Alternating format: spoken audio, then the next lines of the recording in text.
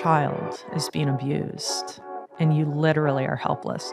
And people like to say, I would kill them. Would you? Would you? And it was the government, right? The government was lying and the people were lying. It is a corrupt, failed system. I've lived a whole life in the last weeks. Time makes no sense anymore. And I am scared, but I feel brave. I'm ready to win. We've got the tissues ready. Yeah. Ready to cry, Becca. That's right. We're doing a very different show today. We are. So you have an adopted son. I do. Yeah. And we've been talking about doing a show like this for quite a long time. But like, why now? Why do you want to tell a story now? Like you were quite adamant that you wanted to do this quickly. Yeah. So, I've been really open with the Bitcoin community. I recently got a cancer diagnosis. And from the time I got the diagnosis, or actually before I got the diagnosis, but I knew I had cancer and I knew that it was going to be a really large life event. And then as I continued doing testing to learn more about the diagnosis itself, it just got more and more serious. And the idea of doing a show with you about the adoption was just because it's a great story, yeah. Right? And it's just a cool story that deserves to be told. But with this diagnosis in hand, it's just really important to me to get it out. It's a little bit of a love story to him. And the diagnosis itself is a breast cancer diagnosis, but it's a rare and very aggressive form. And the prognosis is really serious, right? So this is not just an easy thing to go through. Like, this is a very serious situation. And I really have to consider things in life or death type of structure. And so really just having the opportunity to tell the story and have it on record for him and for my family is important to me right now. Yeah. So. And I do definitely have questions to ask you about the cancer diagnosis, sure. But I want to do the adoption story first. Let's do it, yeah. Because this is the important part. That's the goal, yeah. So tell me all about it. Like, when did you first decide that you wanted to adopt a kid? And why did you decide you wanted to adopt a kid? So this all started in 2012. So, 15 years ago. And my ex-husband and I were just looking to grow our family.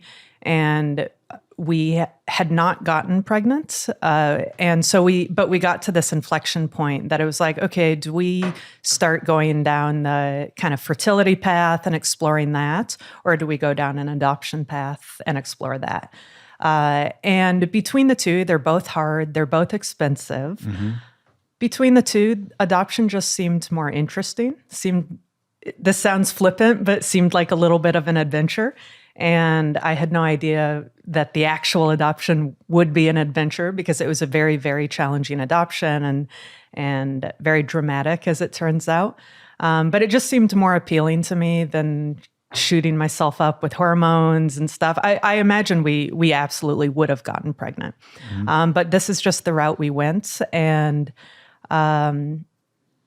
when we started down the road, I started doing research on adoption, and I decided fairly quickly that I was interested in an older child, which meant age 6 and up. The reason for that is a lot of the diagnoses or the issues with adopted kids that I wanted to avoid if possible, specifically reactive attachment disorder, RAD, or fetal alcohol syndrome. A lot of fetal alcohol syndrome obviously is happening in utero. RAD, really the damage is done in the first year of life. Yep. And so even if you adopt an infant, if they're not actually in your home very quickly, the damage is happening. So if the child is not in your home by 12 months, 18 months, potentially, I'm not saying every kid, but the risk for RAD is a lot higher. And that's where they struggle to bond with their families later on. And those things don't really come out until they enter school or even puberty. And so I just decided, based on what we were trying to do, which was really just grow our family, that these older children appealed to me more. So I started looking for like a 6 to 8 year old. So I've got like there's adoption in my family. It's not my story to tell. I don't know if the people who are involved in that would like be happy with me sharing too much. Sure. So I'm not going to say too much about it, but like the reactive attachment disorder is obviously a very real thing in adoption. Yeah. And like, I think you say the first year, I think it's like the first year is especially important. And then like the first 3 years is like the key time. And maybe it's worth actually explaining what reactive attachment disorder is. Yep.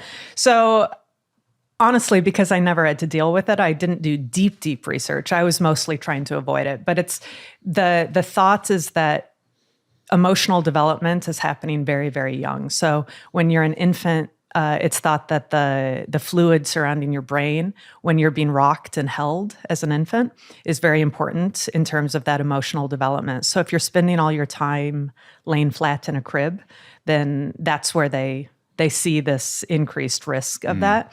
And so what ultimately happens is as the child gets older, they just really can't form what we would consider healthy emotional bonds. Yeah. And that can come out in different ways. It can be exacerbated by intelligence level or other conditions at the same time, but just overarching, just not having the ability to form healthy emotional bonds. And so this can come out in just really awful behavior issues, but way beyond a naughty child, right? Like just really traumatically bad behavior issues. Sometimes the children can be very, very manipulative. So, they're survivors, right? And the way that they have found to survive is by manipulating those. So they can do things like be very sweet in public and be, very well behaved and just absolutely adorable children. And then they come home and they're terrors and they abuse, break the fingers of the other kids in the home and, hurt animals and things like that are just very serious. And it doesn't have to be that serious, but all the same, it can be very traumatic to families. And so in my network is mostly people who also adopted older children. Yep. And even there, if kids have this disorder, a lot of times it doesn't really become evident during the adoption process because the kid is kind of auditioning. On best behavior. That's right. Yeah. That's right. And it's really more after they get home. So it tears a lot of families apart. It creates a lot of divorce. Kids end up, being taken out of the home. If they were adopted from overseas, my son is from Ukraine, that can be very challenging because the government considers them the same as your biological child. So there's no real recourse. You can't work with social services in kind of a normal foster child situation. So a lot of kids kind of end up going to these camps in Montana, residential camps, go to jail, just a lot of havoc. Not a good situation. A lot of havoc, yeah. And so you wanted kids 6 or up, obviously, so you can see if they have anything like reactive attachment disorder. You have a better chance, right? Yeah. Because once you enter school, normal development, childhood development is that you should be learning social behaviors from your from the friends at school. So you're kind of learning and changing once you enter school. But if you have some of these conditions, including fetal alcohol syndrome as well, they're just not quite developing correctly, and it becomes more evident. Whereas like a 3-year-old with RAD or FAS, they don't act that different from a really healthy 3-year-old. So it's school age was really what I was targeting. Yeah, okay. And just to go back a little bit, when you first had the conversation about adopting with your ex-husband, whose idea was it? It was my idea first. When I started researching and looking into the age of the children and then learning about hosting programs, which is actually how we met him. What does that mean? So the U.S. government has visas specifically for overseas orphans with a few countries. So Ukraine, Russia, until Russia banned adoption to America, Latvia, Philippines, and maybe a couple of other countries. And it's a visa where the orphanage is shut down for the summer. And it's one of the jobs of the orphanage director is to figure out what to do with the kids because it's a boarding school. Okay. And so a lot of them will go to family members who are willing to take them for the summer, but not willing to take them full time. There are these hosting programs where they go and they live with a family overseas, either in America. Ukraine has a similar visa with Netherlands. So they'll go and live with a family for the summer. For a lot of the kids, it's their first and maybe only interaction with a healthy family environment. And it's not an adoption program officially. So no matter what, you have to send the kid back at the end of the summer. If you try to keep them, it's kidnapping. And every year somebody tries to keep them, and it's a big international incident. But the idea is that, it's good for the kid, gives them a fun summer, good exposure to a family dynamic that maybe they haven't seen before. But it also does end up being a little bit of a loophole for adoption, because most of the world follows what's called the Hague Convention. And the Hague Convention has various rules in place as related to adoption, including that you can't pre-select your child. And the idea here is to protect the child from sex trafficking. So the idea is you can't just go in and take the prettiest, the cutest kid and then adopt them, but actually then be trafficking them. And so there are rules that are very well-spirited, but it does actually bring a lot of questions into what kid you're going to get home. So when you host a child, at least in Ukraine, there is the rule that you can't pre-select your child. They do not follow the Hague Convention, Ukraine. But they still have a rule that you can't pre-select your child unless you have an existing relationship. And so by hosting the child for the summer, that establishes an existing relationship. And can you pick the child to come and stay with you over the summer? Yeah, you can. So I honestly, I picked him out of a catalog. Really? Yeah. So how does that actually work? Like what? So maybe again, we'll go back a little bit. Yeah. When you had the plan, you were Yeah. going to go and adopt a kid. Like, what do you do? Like, why did you decide to go overseas rather than adopt in the US? So you can either adopt internationally, you can adopt from foster care here in the US, or you can adopt a healthy infant from a mother who surrenders the child. And they all have trade-offs.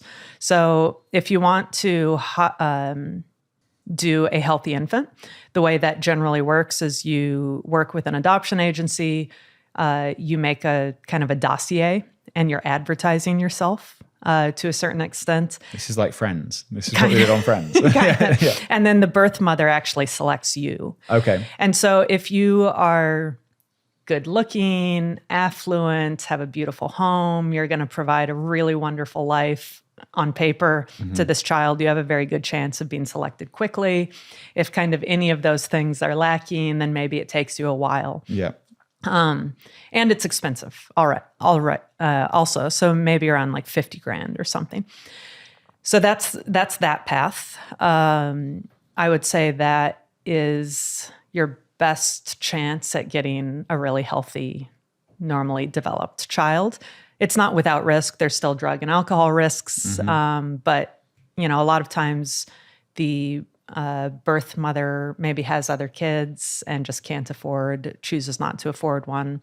And it really is kind of a sacrificial thing for the child, trying to give the child a better life. So no real judgment on the circumstances, but I'd say that's your best path, especially if you're kind of in that profile that you have a good chance of it moving quickly. If you adopt from foster care, then it can be any age. The child will have gone through trauma. So any child being adopted in foster or international will have experienced abuse or neglect or abandonment in their lives. Otherwise, they wouldn't be in that situation. So they will have trauma for sure. And it's just more a matter of how much, and if you're the type of parent who has the capacity to help them heal from that and move forward from that, and what level of trauma you're going to end up with, and will determine the outcome of the child.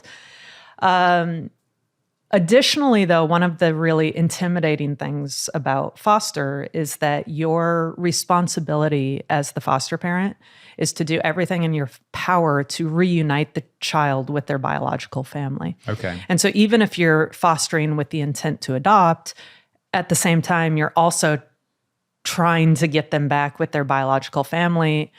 And a lot of times that's fairly smooth, like, the family is just out of the picture and that's not that big of an impediment, but often there is family. And so it's a very emotionally challenging thing to navigate. So then with international, You have no issues with the extended family, even if they exist. I mean, the adoption is the adoption. And once they're here, they're here. And so you don't have that same responsibility, legal responsibility. Foster is cheap. So foster, I would say total legal expenses should be under $10,000, and most people can probably do it for free. There's grants, or the government just waives or reimburses families. So fostering should be free, and I think it's great. And I think if you're of the personality and character to do it, I think it's an amazing program, and I would consider it later in life as well. With international, again, it's pretty expensive depending on the country. It's probably 30, I don't know with inflation, but maybe 30, I would guess these days, maybe up to 100,000. And that's not including lost income. So it's quite expensive. You have to take time off from work. There's a lot of travel back and forth. So in all those, honestly, the travel and that was interesting. Like that appealed to me, actually. And so that's just the route we took. Also, then I learned about these hosting programs. And once I knew the hosting programs existed, that was very interesting because it gives you this opportunity. You don't have to do a year and a half of foster classes. You don't have to get certified in anything. Pretty much you do a background check, you send some money, and they send you a kid. It's very meat market-ish, but it is efficient. Yeah. And so that appealed to me. It's like, okay, you can try out a kid, see if there's a bond, try out just this concept of older child adoption, and see if it works for you. If it doesn't, see a junior. Like, I hope you had a great summer and they go back. Yeah. And if it's a great fit, then you can try to pursue adoption. So I started learning about these hosting programs and things, international adoption. There are rules against trafficking for a reason. There's just a lot of unsavory people in this industry, and it is an industry. This is a money industry. And I started seeing that even in hosting. And I would say hosting they're American-based hosting programs. They're nonprofits. Most of them are evangelical Christian, which that frustrated me. I was raised Christian, but I'm half Jewish, and I'm not a practicing Christian. And they only let you host if you're a practicing Christian. Oh, interesting. So, and that offended me because I wanted to host and give a kid a good summer and potentially a good life regardless of that. And so I had to write an essay about my relationship with Jesus. I had to tell them my favorite Bible verse. I think I chose something in Isaiah. This is before ChatGPT as well. So yeah. Well, I was raised in that manner. So I knew the material, but just being kind of roadblocked from helping a child by that, I think is inappropriate. And I still feel that way. Agree. But the hosting programs, I would say, are not heavily corrupt. I think they're well-spirited and they are trying to, help kids. And so each of these hosting programs, there's maybe 20 of them, they have a photo listing. And so the hosting programs travel to these countries. They build relationships with the orphanage director, and they do a lot of screening of the kids. So the orphanage director will say, look, I need to find placements this summer for these 50 kids. I think these 20 will just not do well. Like, I'm not going to send them. And so then these 30... Because of behavioral reasons. And it probably will not be successful for anybody. And so then they kind of limit it down, and then the hosting program goes and they interview the kids. Just short little interviews. And ask them, just see if they're socially adept enough to navigate to summer with a family. And so there's actually a lot of screening that happens before even you're choosing from the kids that's unique and appealing because you're getting some extra eyes on these kids. And then the way it works is they have these online photo listings. There's a little 1-inch headshot, more or less, of a kid, and like a 1 or 2 sentence description of the kid or like a quote from the kid. This episode is also brought to you by Iron, the largest Nasdaq-listed Bitcoin miner using 100% renewable energy. Iron are not just powering the Bitcoin network, they also provide cutting-edge computing resources for AI, all backed by renewable energy. We've been working with the founders, Dan and Will, for a long time now and have been really impressed with their values, especially when it comes to their commitment to local communities and sustainable computing power. So whether you're interested in mining Bitcoin or harnessing AI compute power, Iron is setting the standard. Visit iron.com to learn more, which is IREN.com. This episode is brought to you by River, the best place for Bitcoiners and businesses to buy Bitcoin. With River, you can set up zero-fee recurring buys, making stacking sats effortless. And while you're waiting for the perfect buying opportunity, River lets you earn daily interest on your cash balance paid in Bitcoin, which outperforms most high-yield savings accounts. But what really sets River apart is their dedication to security. You have peace of mind knowing that River has monthly proof of reserves and holds all Bitcoin in multi-sig cold storage. And with US-based phone support, you'll always have someone on hand ready to help. To find out more about River and to open an account, head over to river.com/WBD and earn up to $100 in Bitcoin when you buy. That's river.com/WBD. Okay, so when you're looking through this catalog, there's 50 kids or whatever. Probably on each one, there's probably 500 kids because they work with maybe 10 orphanages. Okay, makes sense. So like when you're going through this, what made you pick your now son? Fate. So you go through and there's a lot of just cute little kids, right? And so you would go through and I would show my ex, I would be like, oh, look how cute she is. Like, and she wants to be a hairdresser or whatever a 6-year-old wants to be. And so I would go through and just be like, oh, she's cute. He's cute. Like, oh, this one's cute. And sometimes I'd turn around my laptop and show him and he'd be like, yeah, yeah, he's cute. And then I would come back or, I'd get to one and it's just like this adorable group of kids. Like maybe it's 3 or 4 siblings and, they excel in school. We were very academically inclined, so I wanted a smart kid. I wanted a kid who had a chance at being a successful adult. And, the description sounds so great, but like, there's 4 of them. Yeah. That's too much. And so I looked over probably about 2 months at thousands of kids. And then I got to his picture and I was like, here he is. It's him. He's mine. And that's where like the first little scam actually appeared. So it was a little... Wait, tell me why he was yours first. I think the first one, he was a very cute kid, but there were many cute kids. So How old was he at the time? Well, I didn't even know. The picture looked like he was 10-ish. He was... Now I know at the time he was actually 14. Okay. But just a little guy, right? And so he was a little older than I was looking for, but like the description was his name was Yuri at the time. He's changed his name to James.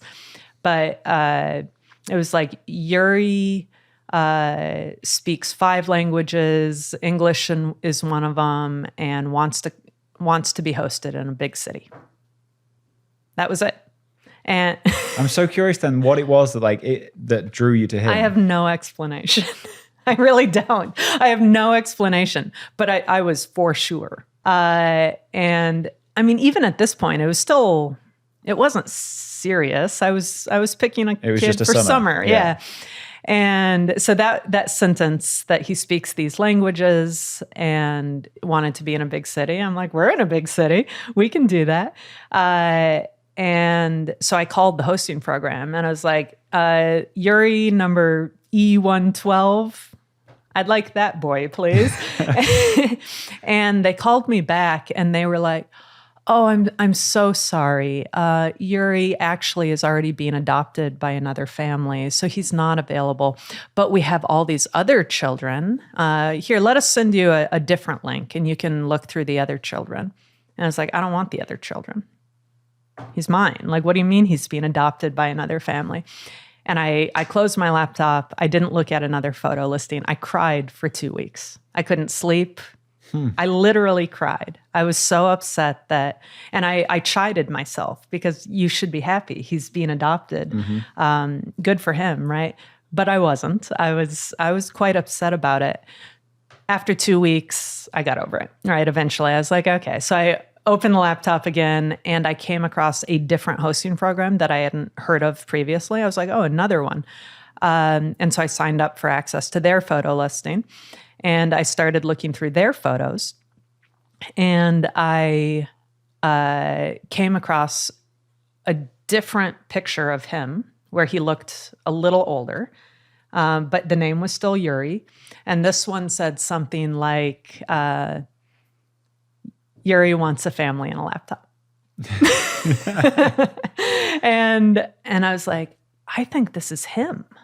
I think this is the same boy. And also, I can provide him with a family and a laptop. I think this is the same kid. And so I called that hosting program, and I was like, hey, I've got a question about Yuri.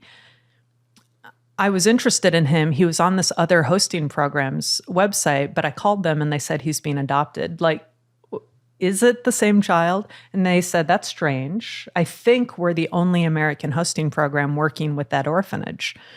Let us talk to the orphanage director and like figure out what's going on. So they called me back a few days later. They had talked to the OD, the orphanage director, and he's like, nope, you are the only hosting program. I don't know who that hosting program is.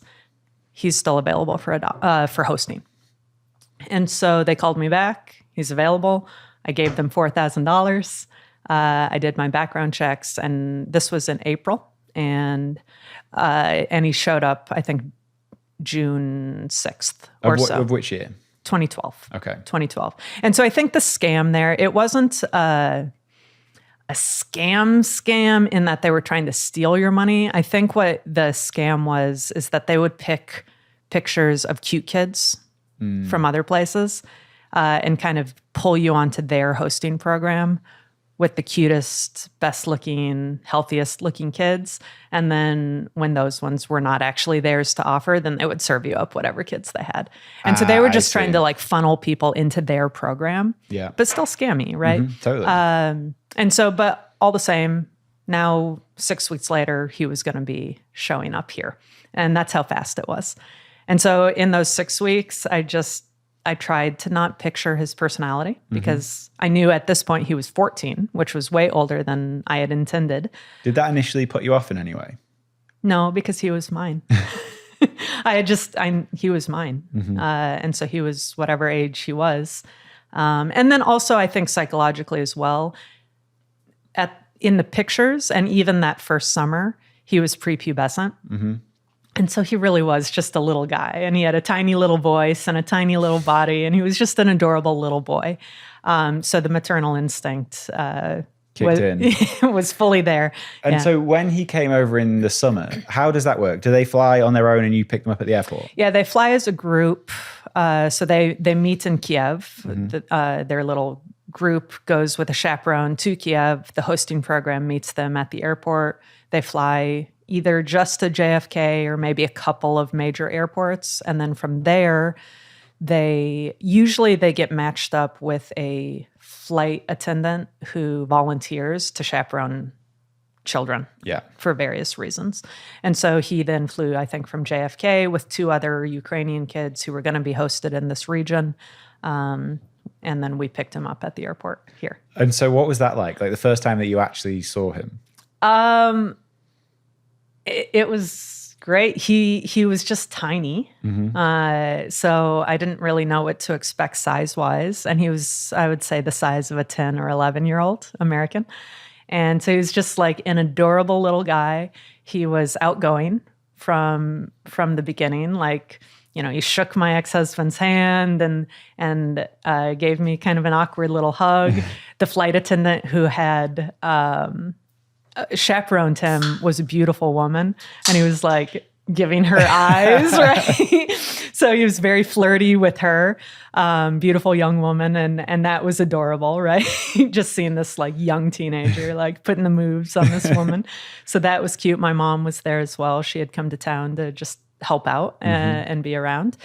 And on the way home in the car, well, first of all, the first thing he asked to do was to go brush his teeth. I get it after a long flight. Yeah, a long flight, but like that was important to him. So my husband took him to the bathroom and he got cleaned up. Was and that the stuff. first thing that he said to you, really? Pretty much. That's so funny. Yeah, pretty much. I don't remember other than hello and welcome. We had a little sign. Yeah.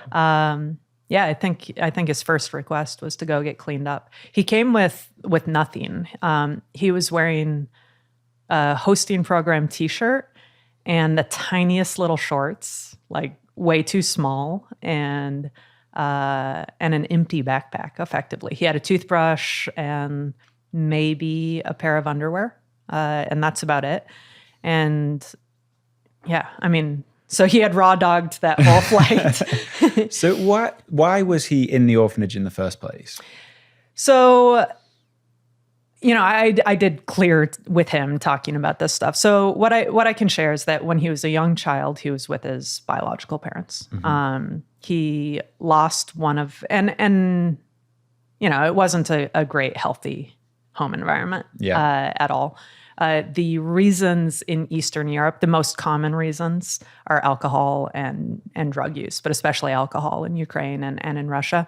So there were lots of issues there. It wasn't a healthy home environment. He lost one of the two parents who passed away, supposedly by freezing to death on a snowbank, which actually apparently is not that uncommon. Would just like get blackout drunk. You get drunk and you sit down to have a rest. And oh my gosh.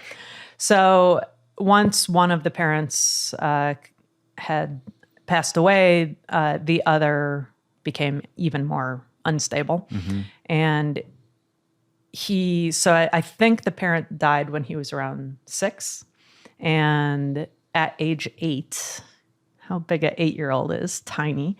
At age 8, he chose to go live on the streets rather than stay home. Wow. And so around age 8 and 9, he was living on the streets in a town called Uzhhorod in Western Ukraine.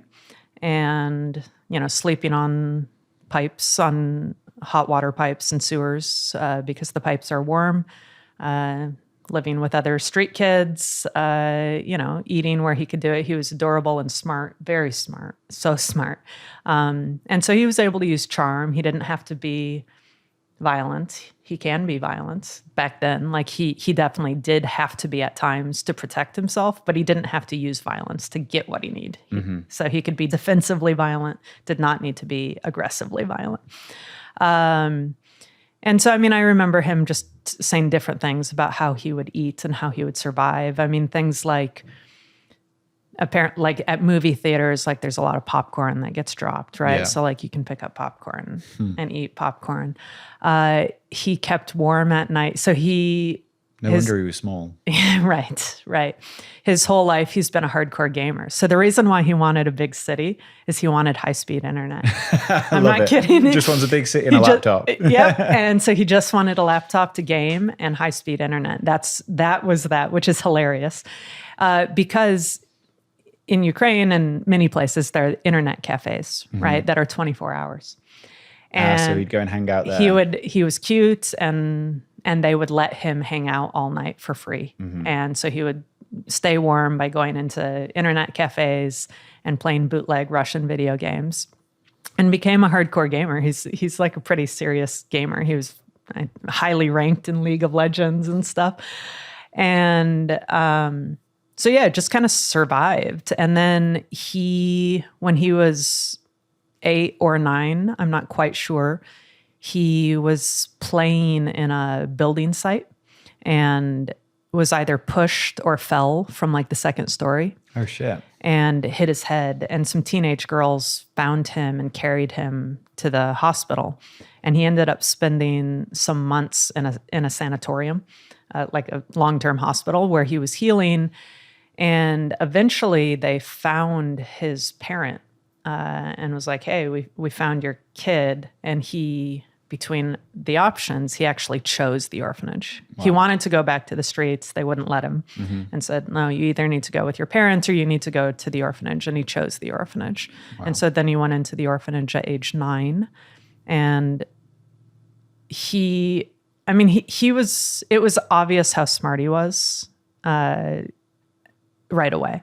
So he explained things like how bad the orphanage is, right? but how good it is comparatively, and that he understood that it might be kid prison, which is, how he viewed it, but he would have food and have a chance at education. And so, and he was telling me this that first summer. He was explaining that, especially after a year in the orphanage, he said, for the first year, I just lived scared. That was his framing. Like he always sounded a little extra profound because of broken English, that he would just, say exactly what he meant with no extra words. And so that he lived scared for a year, and the big boys beat the little boys, and the big boys steal the little boys' food, and everything was terrifying. And there were fights and knives and just violence and abuse, like between kids, right? And that it became obvious to him that his only way out of this life was through an education. And so the next year, there was a charity that was visiting the orphanage and that worked pretty closely with this orphanage. They were from another country, but they would come in periodically. And he has an inclination for languages. And so when they came, he enjoyed going and talking to them and just trying to speak Dutch in this case. And they just recognized how smart he was. So they sponsored him to attend a gymnasium, which is like a prep school outside of the orphanage. And so I think there was maybe one other kid, but attended school with what he called family kids. And so he actually then had the opportunity to get more exposure to healthy dynamics. There was one teacher, his name is Andre, who took good care of him, who brought him home for dinner with his family, who paid extra school fees if they were going to a museum and needed to bring a few bucks, and just looked out for him. There were a number of caretakers at the orphanage who were more caring than others. And there were some bad eggs as well. But then at the school, I think they took very, very good care of him. And so he would walk back and forth. He said it was very hard for him. I mean, I remember, I think when he was 15, he got in a fight at soccer camp, and he came home and he was so upset by this fight, and he was crying that he's always been different, and he just hates it. In the orphanage, he was the school kid, and in the school, he was the orphan kid. Yeah. And just he was never normal. And I told him, I was like, Yuri, here you are normal. Like, here you are a family kid. So like, you don't have to feel different here. And he literally fell down on the ground crying, like in the kitchen, just collapsed crying. Just that idea of being a family kid was just so important and different from something that he had experienced. But it set him up very well, because he wasn't only in this scary, high stress environment every minute of every day. He also had really lovely people and smart people. Ukraine actually has a very high standard for education. And so he had a lot of things that actually were going for him very well before we met him. And so, like, we started this conversation talking about like the issues kids can have if they have like a traumatic upbringing. He was obviously older, but he also had been through a hell of a lot of trauma by the sounds of it. So like, when he got here, how long did it take him to kind of adjust? Were there any ever issues with any of that stuff? No. He was just a delight from the beginning. He started calling me mom on day 10. Did you cry? Not that moment, but I'll never forget it. The way where we were living at the time, the washer dryer were around the corner. And I was trying to teach him life skills. I didn't know if we were going to adopt him. And so I made him do his own laundry. I taught him how to use the machine. He didn't know how to turn on a stove. I taught him how to make eggs. I was trying to teach him how to eat for cheap in a healthy way, right? And so he was over there trying to figure out the washer dryer, but couldn't see me because he was around the corner. And I heard him whisper it. He was practicing. And so he was around the corner. He goes, "Hey, mom. Hey, mom. Mom." That is amazing. Hey, mom. and then said it out loud like that. And so I pretended to not have heard the build up to that. And I just said like, yeah. And went around the corner and I helped him out with what he was doing. And so he just called me mom from then on. And that was while he was here just for the 3 months? That was 10 days after I met him. Wow. He told me that when he was walking up to us at the airport, that he was thinking like, okay, this is maybe my new mom and my new dad. Holy shit. Yeah, right? So, I mean, it was very much on his mind, for sure. And of course, like any kid that's coming is kind of hoping that, but you know, he was definitely hoping that this was going to work out. And so, no, he was adorable. He was smart. He was obsessed with gaming. The only kind of conflicts we had were screen time. And we had just drag out fights over screen time. So how long, because it's funny, because the dynamic is so different to like a mum and dad with a normal 14-year-old kid in the sense that like you've just met them. So like how long does it take to have like an argument? Because teenagers can be like little shits.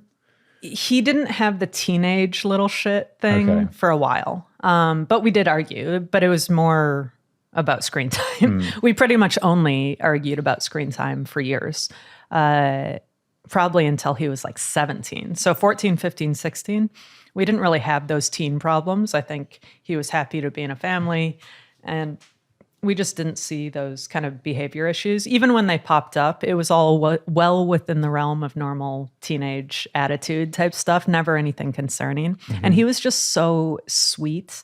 That first summer, one of the,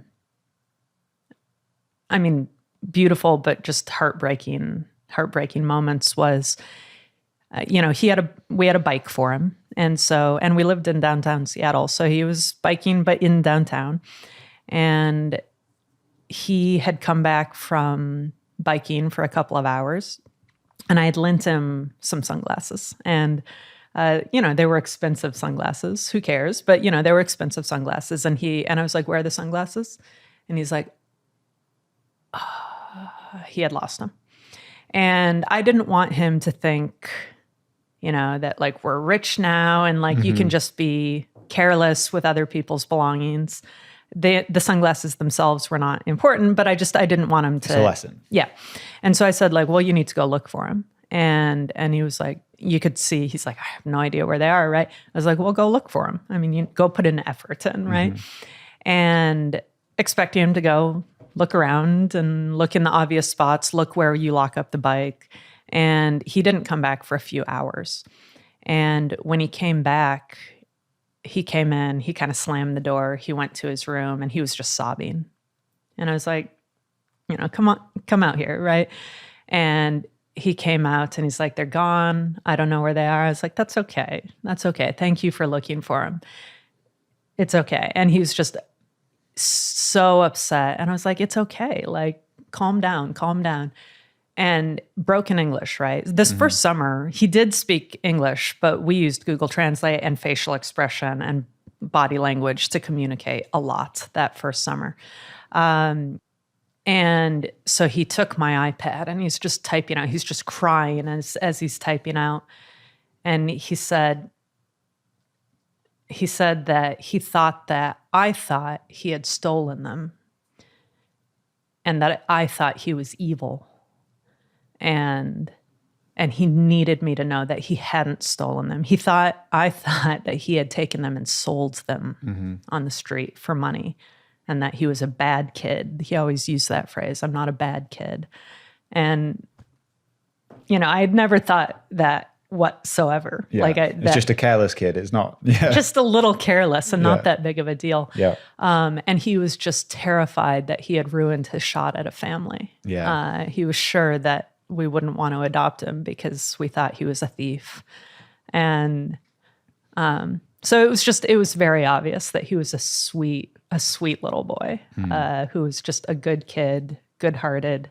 And, you know, he's a toughie. Like, he estimates that he's been in like 200 fights. Holy shit. In his life. And some of them are knife fights. A kid got curbed in a fight. Damn. By him. Damn. So, yeah, don't mess with me because I have like, he's tough, right? So I mean, he's a banker now. He's grown and he's a banker, so he's thriving and in kind of what we would say is a successful and normal and healthy life.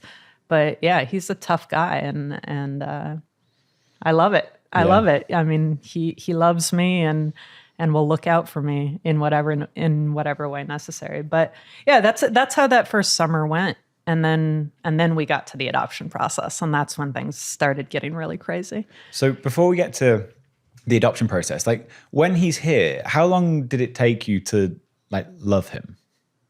I loved him when I saw that picture. And so when we went through this very long, very challenging adoption process. So what happened at the end of the summer? He has to obviously go back to Ukraine. Back, and so we started the adoption process. A horrendous goodbye at the airport. That started the story. So everything up till now was kind of normal hosting, a very good hosting experience, but normal. Generally, the experience, if you want to adopt, is the hosting program will do a little research and they'll tell you if the child is available for adoption. So I had done that before the summer started, and he was available for adoption. And meaning he had lost one biological parent, the other parent had given up rights. So he should be free for adoption. And so that's what I understood going into it. So the process when you're adopting international is you start with USCIS, so U.S. immigration. And there's a dossier that you have to assemble of documents and do background checks and have home studies and things like that. It's about a 4-month process. And so we went through that process, no problem. Went through it in the normal amount of time, 4 months. And then... I'm sorry to keep interrupting. Before you do this, do you say to him, we want to adopt you? Do you want to come here? Or I think, well, he was making it pretty clear that he wanted to. Yeah. And I think we started the dossier maybe without asking him specifically. There was a point where we did. I mean, we didn't just start it without him knowing, because at that age, they really have to be a willing participant. Actually, I think maybe right at the end of the summer, he asked if we would, he asked if we would. And I kind of deferred, because you're not allowed to talk about it. You're not supposed to. You also don't want to set them up for something that may not happen. Correct, right? And so I really kind of deferred on that. And then we started the process, and I had given him a phone. And so he did have a phone. And that's actually how we learned English, is every day, really at 11 a.m. here, which was like bedtime there, 9 p.m. there, we would call. I would top up his phone card. I topped up his phone card using a mail order bride website. No way. I learned how to do so many weird things. And so I would like top up through this mail order bride website his SIM card, and then he had minutes and we could talk. And then he would use all his minutes to play games. And so it was like a constant thing. But we would talk, and because we didn't have Google Translate and we didn't have facial expressions, he really had to listen, right? He had to learn English there. So we would talk frequently. And at some point, I don't remember exactly when, he would be asking, like, are you going to adopt me? And I would continue to not quite answer that question. And also my husband and I were still deciding, like we had started, but like, are we sure we want to do this? Are we sure this is right for us? And so we hadn't like decided like I had, but I was kind of waiting for him. And again, he wasn't resisting, but it's a big decision, of course. And so finally, as we were kind of going through, I think a few months, again, he's smart. He interrupted me. He asked, and I was like, oh, I don't know if we can. Like, we're still trying to talk to the government, and we didn't have USCIS authorization yet. So I was like, oh, the government hasn't given us permission yet. And he interrupts me and he said, I didn't ask if you're going to adopt me. I asked if you want to adopt me. And I was like, I do want to adopt you. Yes. And he was like, okay. And I was like, damn, got me. He said he was smart. He's very smart. He's very smart. One of the fun things, they say you adopt a kid, that you choose a kid, if you get to choose, that either looks like you or looks like your spouse. Oh, interesting. And he does look a lot like my ex. very similar facial expressions since then too that I think he picked up from him. But personality-wise, he's just like me. Really? Yeah. He's like a mini me. I couldn't have raised a kid more like me from a baby. That's so funny. It's so funny. And it's great. I mean, it's very satisfying, right? And so, so we finished the USCIS. We got approved. We submitted it to Ukraine, which should have started a 4 to 5 month process in Ukraine that finishes with you going to Ukraine. So it's about a year-long process from start to finish. Ukraine. It should be less than that, which is one of the reasons I chose Ukraine. It was supposed to be fast and cheap, which at the time meant less than $30,000 and 9 months was supposed to be what a Ukrainian adoption should take. So we submitted it, and they're like, "Oh, he's not available." And I was like, And they're like, "Yeah, he's not available for adoption, but you can come to Ukraine. We'll give you an appointment. You come to the Ministry of Children in Kiev, and we have a catalog, and we'll give you 3 to choose from, and so you can choose you can read about these 3, and then whichever one you choose, you can go visit them in the orphanage." So why did that happen? I didn't know yet, and so that started kind of the 2-year hell of mystery and that we had to unravel. And so I was like, "No, those are not my kids. He's my kid. So no, why isn't he free for adoption? He should be free for adoption." And they were very cagey, and they wouldn't tell me why. And they're like, "Well, we can't tell you why. There's something confusing." But anyway, and so we had a facilitator. They were called. And the facilitator was associated with the hosting program, but a Ukrainian. And so if the hosting program, I would say, is a nonprofit, it's American, the facilitators generally are local, and they're in the industry, right? And they make a lot of money off these adoptions. And so she was like, "I'll look into it. I'm trying to figure it out." And so she came back, and the answers weren't there. And I was like, "Well, I don't want another kid. Figure it out. He's mine. He wants to be here. We want him here. What are you doing? What's going on?" And so the answers didn't make sense, and the answers started conflicting. And one of the hardest emotional things over these 2 years is I knew I was being lied to constantly from every direction, but I couldn't quite piece it together. So it's like, you would ask, "Okay, well, what did you hear from the Ministry of Children?" And she would tell me some nugget of information, and then she'd be like, "And they said to come back 2 weeks Thursday." And so 2 weeks Thursday, I would be talking to Yuri James. I'd be talking to James on the phone, and I'd be like, "Okay, they said they can't figure it out, but we're going to check 2 weeks Thursday."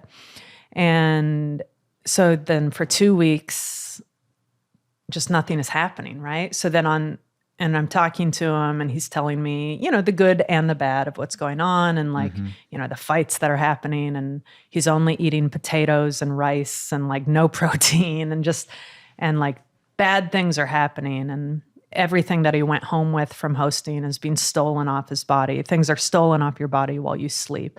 They're all, and you're like, "Well, can you put it inside your pillow?" And he's like, "You think we haven't thought of that?" Right? So it's they have things in the air vents, they're hiding them, and just whatever is not attached to you is stolen immediately. And even if it is attached to you, it's stolen off your person. Mm-hmm. And so you can't sleep. You're always sleeping with one eye open. And so then finally 2 weeks Thursday comes. And so I call the facilitator. I'm like, "Okay, what do you find out?" And it's she was like, Oh, hi, Becca. Yeah, they said that they looked, and there's still something confusing, and to call them back on Tuesday. And so this would just draw out and draw out. And there's some bullshit happening. Mm-hmm. There's lies happening, but you don't know what lies. You don't know what it is. And as a foreigner, I have no right to anything. Mm-hmm. I don't have a right to information. Ukraine doesn't really have rights for children. So he has no rights to this information. And so you're just at the whim of these people. And so this just goes on, and months go on. And we didn't have a good explanation of what was happening. It was just lies. Mm-hmm. That's all you really, really understood. And so the time is going on, and it was so stressful, not just being lied to, but knowing that he's still in this terrible situation and asking you, Mom, did you figure it out yet?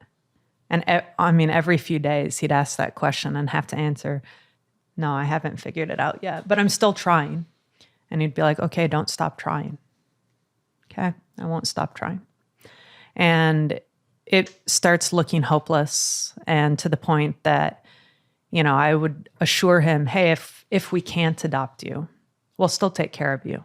When you age out of the orphanage, when you're 16 and you're on your own, you're not going to be on your own. Mm-hmm. We'll make sure you have a place to live. We'll pay for college. Like, you can still have a good life in Ukraine. And he'd be like, okay, but don't stop trying. And it's like, all right, we won't stop trying. But it was just heartbreaking. I had never really, until this medical diagnosis, that was certainly the hardest thing I ever went through. And actually, at this point, it still is, because it wasn't just the stress, it was fear for your child, because he felt like my child already. And again, like, what do you do when your child is being abused and you literally are helpless? And people like to say, I would kill them. Would you? Would you? Would you get on a plane and go to an orphanage and kill somebody? Because I bet you wouldn't. I bet you would be as helpless as I was, at a loss to decide what to do while your child asks you to save them, and you can do nothing. It was terrible. It was terrible. Hearing him ask, had I figured it out yet? And having to tell him no. And I didn't know what to do either, except that I wouldn't stop trying.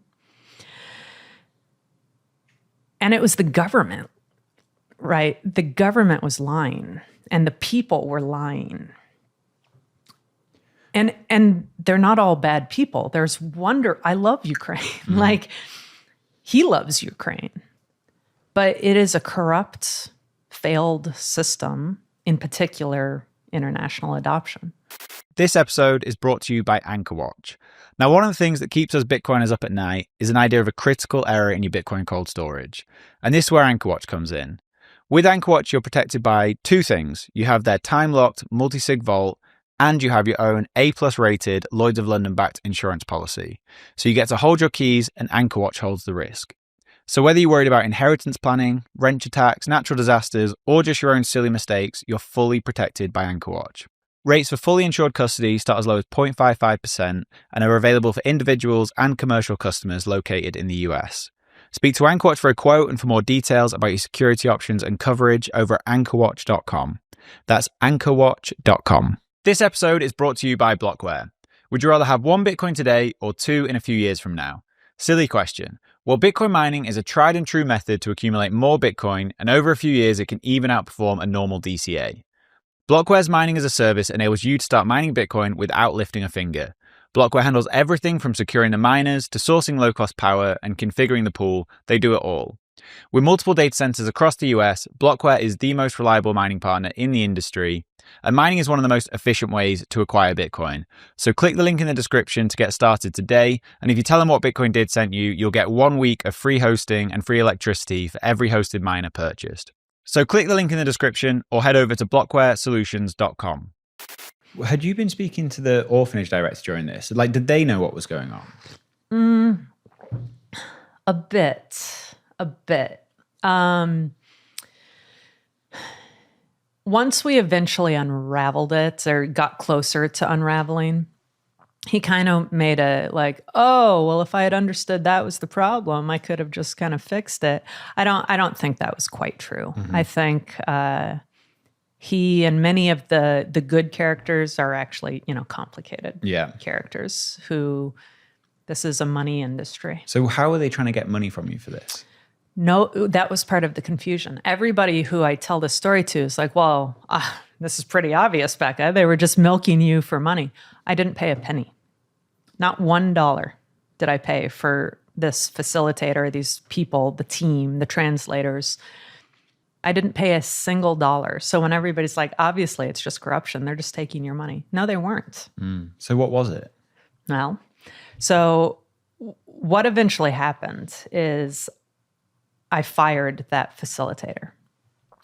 We had gone a year, and I went to Ukraine and visited, had a chance to see the orphanage, to meet people. What was the orphanage like? Was it terrible?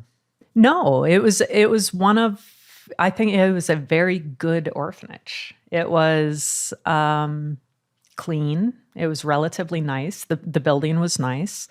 The large majority of caregivers are good people. I mean, it's for some of them, it's just a job, and that's obvious. And for some of them, they really love the children, and that's obvious. And some of them are abusive, and that's obvious.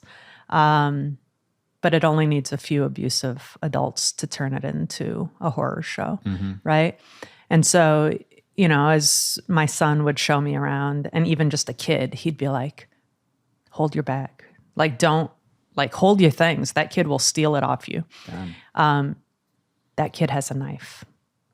And he would, like, try to protect me and, like, move me towards the wall. And then, the other kids, like, that in the orphanage starts at age 5 or 6. Below that, they're in a baby house.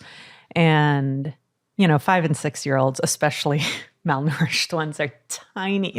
So there would just be this little cluster of just little babies, just adorable. And we would bring little toys, which, they loved. I got in trouble, though, because it gives the impression that the Americans are the saviors, and they don't actually want you handing out candy and toys. They want the caregivers to hand it out. Yeah. And that makes sense. So I stepped on some toes unknowingly.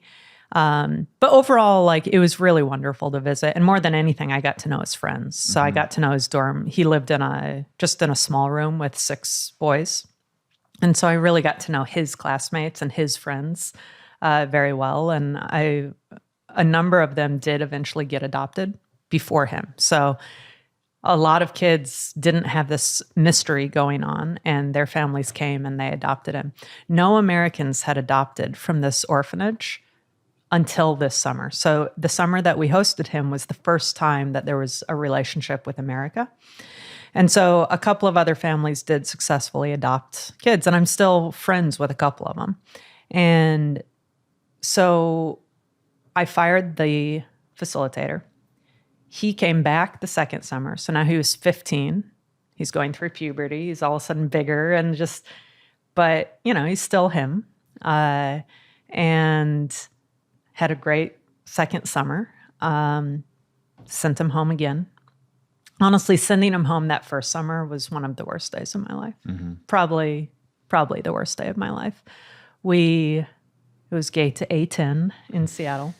And I had authorization to bring him to the gate, and we got there, and he laid down on the chairs with his head on my lap and just cried and cried. And I cried, and, I petted his hair. And the gate agent knew the situation. I told her that, hey, we're just going to stay out here, and right before you close the gate, we'll get him on the plane. And so she did that. They loaded the whole plane. And so the whole gate was empty. And he just laid on my lap and cried. And, had to put him on the plane, not knowing if I would ever see him again, sending him back to the unknown. This tiny little boy. And when I got home, I just the grief I felt. And I remember I just stood there. I wasn't leaning against anything. I was just standing in my living room, and it's like the muscles just melted, and I just, like, slowly just fell to the ground, just in a straight column. It was really terrible that first time. And then things proceeded as I described. The second summer was much easier. He was a little man. My ex was former military. He was a Marine. And so he had sent him home with a duffel with our name on it. And I have a picture of him walking through the airport, like walking to the gate, carrying his own bag, much more confident much more confident in us. He knew we were still trying. So it was much less sad the second summer. So then we hired the new facilitator. And that's how I know the first facilitator was no good, because the second facilitator figured out the secret very quickly. So I think what was happening, so what we figured out was there was a large corruption ring that had been going on in this region for many, many years. And I think what happened is that until this hosting program, so what here, the actual corruption ring was in Ukraine if, depending on the status of the orphan, so whether their biological parents are living or dead, whether, there are particulars that determine if they can be made available for adoption. And there are also particulars in terms of how their parents' property is treated and held in trust for the child. And if the parents had owned an apartment, then that apartment, depending on the status of the child, should be held in trust. So when you age out of the orphanage, then you get to claim ownership of the apartment. The per capita GDP is like $6,000 or $8,000 annually, maybe a little higher now. But an apartment, even in Ukraine, was like $100,000. So it was life-changing, right? And they were very valuable. And so if what we figured out, and if everything is accurate, the regional Ministry of Children. So not the national one, not the local, not the people who worked in the orphanage, but this regional office for 15 years had been changing the documents, falsifying the documents of orphans, not forwarding the documents to the national database of children for adoption. And by doing so, they were stealing those apartments and they were selling them on the black market for 15 years. And so what that means is for 15 years, not one child from this region was adopted by foreigners. Holy shit. And yeah. And so if I understood correctly, it also means nobody was adopted by even Ukrainians outside of the region. So they still could be adopted by regional because they were on the regional database, but they weren't doing the proper documentation to send them to the national database. And so you have to sit on the database regionally for a month. It's a month local, a month regional, and then 12 months national, and then foreigners can adopt. And so the issue had been that they were saying, like, look, what eventually came together was they're like, look, we can see that his document exists, and we can see that he was once on the national database, which is why we told you originally he was free for adoption. He's not there now. And it was this mystery. So I think probably what happened was that the original facilitator probably figured this out pretty quickly and probably got paid off by them to not explain it to me. That's what I think was happening. So I think she wasn't part of the corruption initially, but she became part of it.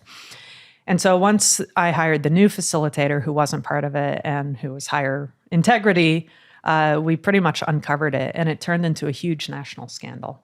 So that has all like completely unraveled now. It unraveled immediately.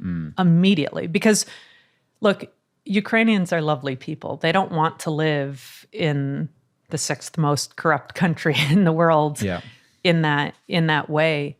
You can send your kid to daycare and pay whatever fee, but if you want, and they'll keep your kid alive. If you want them to read to your child and take good care of your child, then you have to pay them a bribe. Oh, really? Yes. It's pervasive. So it's just like there's what things cost, and then there's what things actually cost.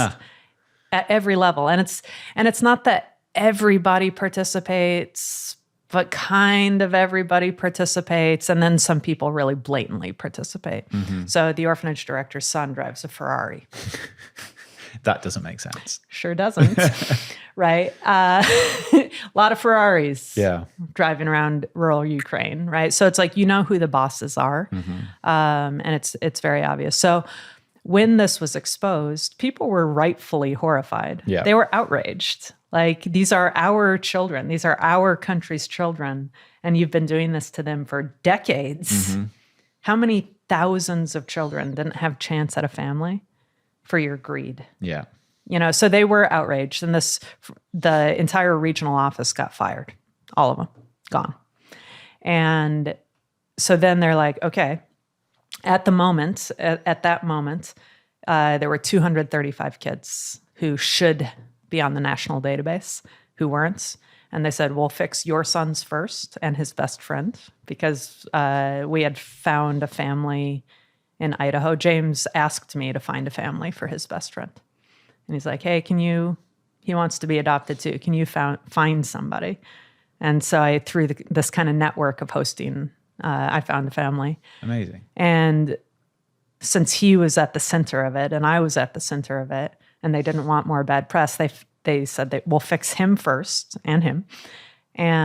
But their eyes on us. We can't do anything out of the norm. Yeah. So you still have to wait the 1 year. Holy shit. So from the time you first met him to now, how long had passed? As in, at this point? At that point, about a year and a half. Okay. A year and a half. So probably we had been on this road, this adoption road, and the confusion for about a year. And so we fixed the documents. Huge relief. We were going to have to wait a year, but it was like, okay, just 1 more year, bud. You can come back this summer. So 3 of the 12 months, you're going to be with us. We'll come visit. 1 more year. You got this, right? And then the war started. Oh, shit. So, I mean, it was like euphoric. So this right? is in like 2014, the Crimea War. Exactly, yeah. So it started with the Maidan first. Okay. So, I was watching this. I would be working, and then on one screen, I would have the live feed of the Maidan watching what's happening. It was very nerve-wracking because Russia doesn't allow adoption to Americans. So if they had won, then it's over. If they had invaded, it was over. And so then it was just this new panic of, I mean, I was researching, like, literally getting an extraction team, trying to get him out of there. And then the Maidan gets more serious. And he was also approaching age 16, which is where the United States cuts off adoption. Oh, shit. Okay. I thought you meant he was going to get drafted into the war. That too. That was like the next concern. Yeah. But it was like, okay, oh my God. Like, so if Russian tanks were on the Belarusian border, just an hour away from Kiev. And so it's like, they really could take Ukraine in a day back then, because they could have just crossed the border. The military was not moving yet. This was just a small protest, really. It was like 6 square blocks, and it was citizens. It wasn't military. And then over the course of these months, so like, I'm watching the clock, and the United States cuts off adoption age 16, unless this is not in writing. This is not the law, but this is a practice that if you submit your adoption documents before they turn 16, and you go to the country, to the embassy, and you have to physically file them there and take your oath. This is me, the parent. Take your oath and do some things before 16. They will honor it until 18. Okay. And they will allow the child to come. And so that was coming, but Russia was on the border, and the Maidan is heating up. And so it's going from a peaceful protest to a relatively violent protest. And the bonfires are there, and the tires are burning.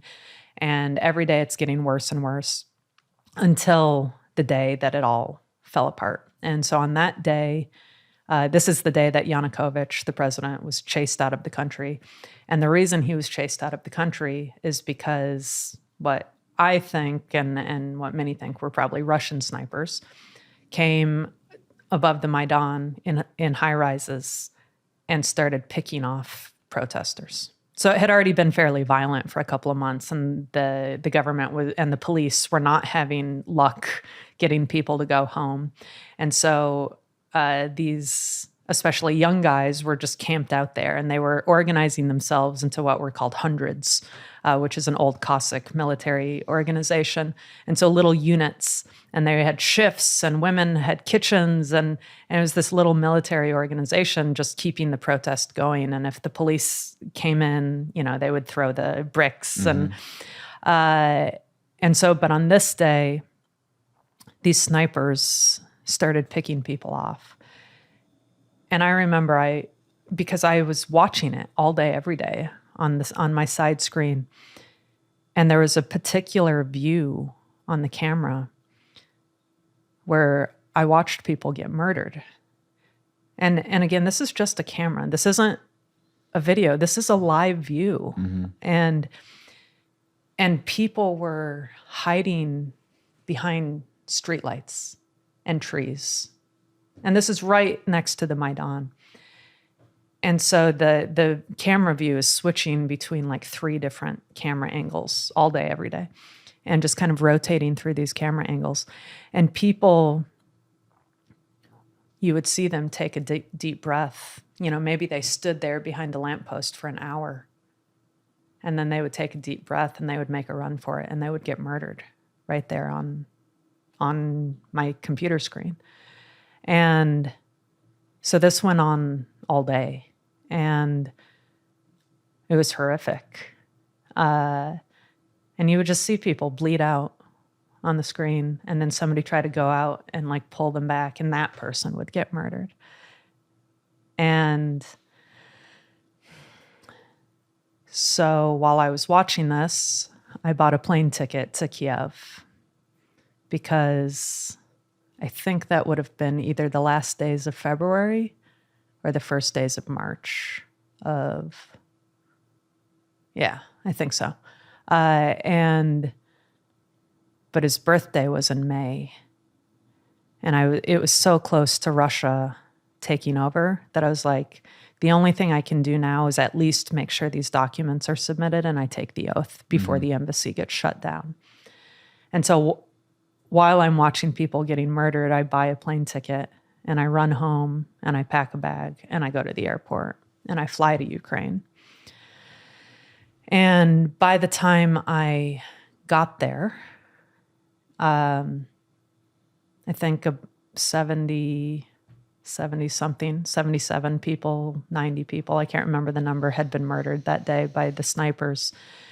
But overnight, the people had chased Yanukovych out of the country. So a lot had happened in this day. And therefore, by the time I landed and I was there, it was actually fully peaceful. Yanukovych was gone, and I met the facilitators team. They took me to the embassy. I went, I submitted the documents. I took my oath. My job was done. He was a 15-hour train ride away, so I couldn't go see him. But I did go to the Maidan, and it was very heartbreaking. It's a small area. It's just a few square blocks. And so there was no doubt about where things were happening. And it felt like the whole city was there. Everybody had come out in their Sunday clothing. They were dressed up, wearing their fur coats, lots of fur coats in Ukraine. Wearing dresses. They had their children with them, also wearing their Sunday clothes. And there were just millions of flowers everywhere. And they were piling flowers at each spot, different activities. And so there were the burned out tires and burned out, where just the wire is left from tires being burned, and turned over buses that people had been hiding behind. And I've got pictures of myself in all of these. And the side of a bus that's been spray painted, and somebody told me it says, stay on this side of the bus. Because if you go on that side, you're going to get shot. So like the people had spray painted the safe areas. And just at all these kind of different points, just mountains of flowers. I mean, physical mountains, 10 feet of flowers, just where everybody had just brought flowers. And everybody was sobbing. The citizens were crying at just the horror of this situation. And I had mentioned that they had organized themselves into these hundreds, this unit. And so they ended up calling the people who had been murdered that day the Heavens 100. And so I was walking around just taking all this in. It was very sad. And then I got to a point, and there was a light post in front of me, and there were like 2 bullet holes here and here right in front of me. And I realized that this was the camera angle. This was the light post right in that spot. And I looked down, and my feet were in blood. Oh my God. There was blood on my shoes. And I realized I was standing in this spot. And I think in this spot, something like 11 people had been murdered, like 30 hours earlier. And their blood was still there. And it was very sad, right? But we had gotten the documents submitted. And so then there was a moment that felt okay. So again, this was spring, and his year was going to be up in November. So we still had a long wait. And so for a little bit, it felt okay. Like the threat was removed. And then they invaded Crimea. And so then there were rumors that the orphans were being drafted first. And he was turning 16 and did turn 16, which is normally the age you age out of the orphanage. They agreed to keep him for 10th grade. Usually you age out at 9th grade. Since he went to this other school, he was able to stay. So they kept him in the orphanage for an extra year, and he continued going to school. But it was just this fear that he and his roommates were going to be drafted. So then it was a race against him being drafted. And then obviously at that point, there would have been no hope of getting him out either. And just watching, I just watched those years, the first couple of years of the Ukraine crisis, very, very closely. And, he was on the West, so he is very pro-Ukraine, and that's his bent, and he still feels that way and loves Ukraine, and so do I, because that's where he's from. And, but definitely all my network, his network was in Western Ukraine. People in my adoption world were also Eastern Ukraine. So I really was very attentive to the early days of that conflict, whereas I think a lot of Americans didn't really start paying attention until the last, maybe 4 or 5 years, whenever it became more national news. Yeah. So yeah, I watched the early days of this war very closely. And then finally we kind of caught a break. So once we hit his 1 year, he hadn't been drafted. He was still kind of safe and sound. He was 16, but we had the documents submitted. And then happily, kind of everything from that point went smoothly and normally.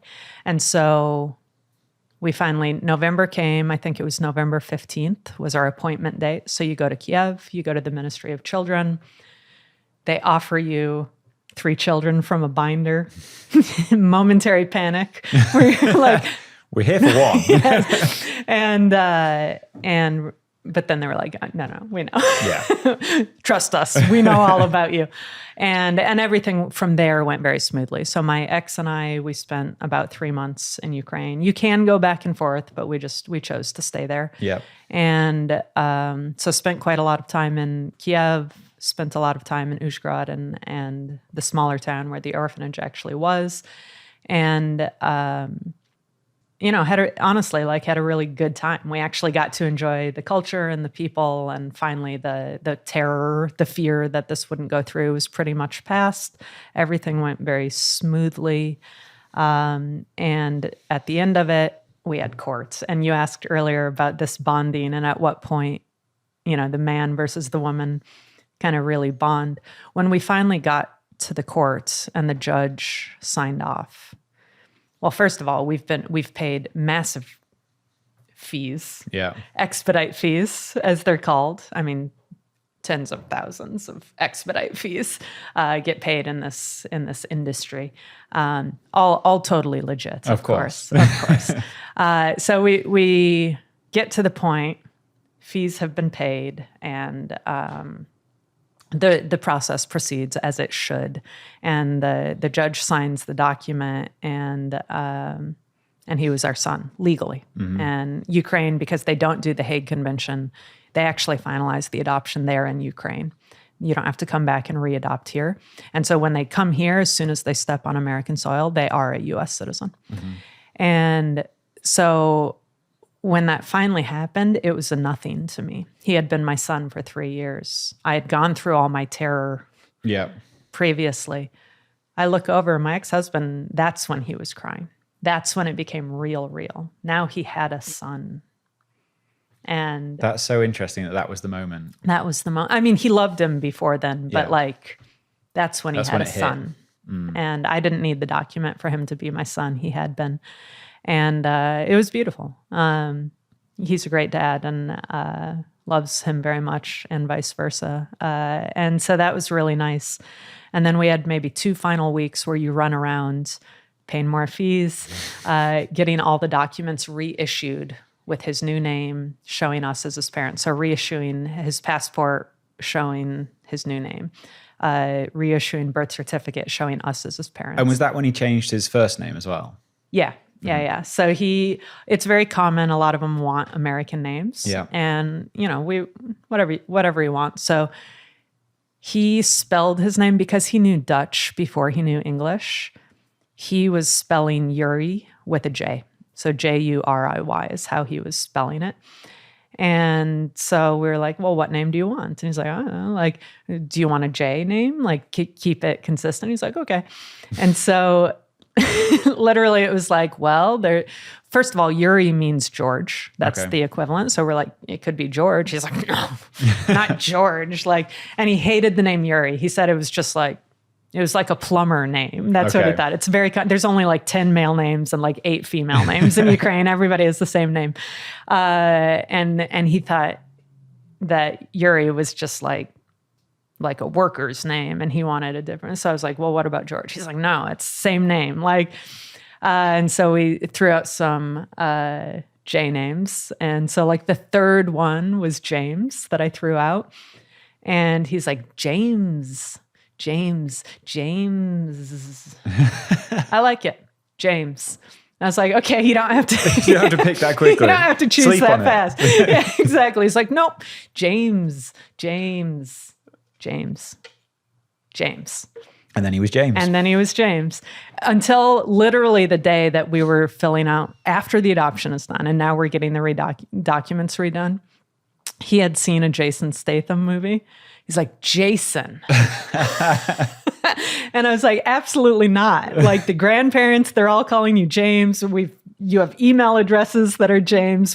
You've been James for 10 months. Yeah. Like, that's and he's so like, funny. Jason. Jason's like, such a cool Jason. name. And I was like, and I'm just like, it's his name. Should I let him? Like, I was like, no, dude. Yeah. Your name's James. And he's like, all right, James. And so we did that and flew home. What was it like when you actually landed on American soil with him as your son? I mean, it did. Or was all the relief already done kind of thing? It was mostly done. It was mostly done. So we got home. We did, what was great? The adoption went final on Christmas Eve. And like I said, I'm half Jewish. Mm-hmm. So in my family, we always celebrated both Christmas and Hanukkah. That year, Hanukkah was still going on.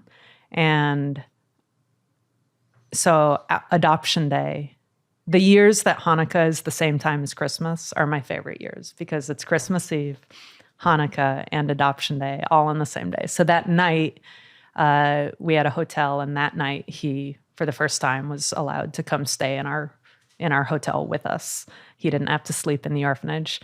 And I had, out on the street, had bought like a little Christmas tree, that they had done the little cross to hold it up. So it was like a freestanding little Christmas tree, maybe 3 feet tall, and I'd bought a little string of lights and just, we had that in the room. And so just, we had our first family Christmas that night. And so, when we came home a couple of weeks later, that 2 weeks was very busy because you're running and everything has to be notarized and then you're paying fees to every notary and you really are just hustling. And so, we get home. The customs line was like 5 hours long. We got to skip it. You just went up to the front and said like, hey, we've got an IR3 visa. And they're like, okay. And they took you into a room. He had to go be questioned because of his age. He had to go through and do it alone and get questioned by immigration, and then came out from there. Really, once we got through immigration, he was a citizen. Yeah. And so that was cool. And then we got back to Seattle, and because of his age, over the age of 14, if you're under the age of 14, it's done. You're a citizen. That's all there is to it. Above the age of 14, you still have to take the oath of citizenship before you get your certificate of citizenship, and you need that to get a passport. So there's a few extra steps, but they're procedural. And so to do the oath, they do those group oaths that you've probably seen on TV or something, where there's a big room of people and you repeat the thing. I can't remember what we had going on. Like we couldn't do it on that schedule. And so I researched and I found out that that's the one way to do it, or a federal judge can do it. And so I emailed one of the local federal judges, and I just explained the situation. I said, hey, I adopted this boy. We need to do an oath. Can't do it during the thing. Is this something that you'd be able to do for us? And they emailed back and they're like, yes, we've never done this before. We'd be happy to do this for you. So we made an appointment, and unfortunately my ex couldn't be there. He had some conflict. So I took my son, and the judge turned out to be Quincy Jones's brother, because Quincy Jones was raised here in this neighborhood, right where we are. And so Judge Jones and his chambers, his staff, had actually prepared for this because it was a really special opportunity. So they had balloons. Oh, that's so cool. And a cake. And he had brought in his grandfather's immigration papers from Jamaica. And before we actually did the oath, he and my son sat down together, and he gave him a talk about how everybody in America is an immigrant, one way or the other, either old or new, but this is a country of immigrants. And if he feels different, don't, because he has every right and privilege as anybody else in this country. And he also has every responsibility that everybody else in this country has. And he talked about his own family and showed him his documents and letters from his own family, and just made it a very, very personal, beautiful ceremony. So cool. It was really wonderful. And so then they stood up and took the oath and took some pictures together, which are some of my favorite pictures, and walked out with all his documents. And then just kind of a funny moment, we stepped out into the hallway, and there was a Native American man standing there waiting for something unrelated to the procedures. And we stepped out, and we had the balloons and the flowers and the documents. And the man looked and he said, "Did you just become a citizen?" And James was like, "Yep, I did."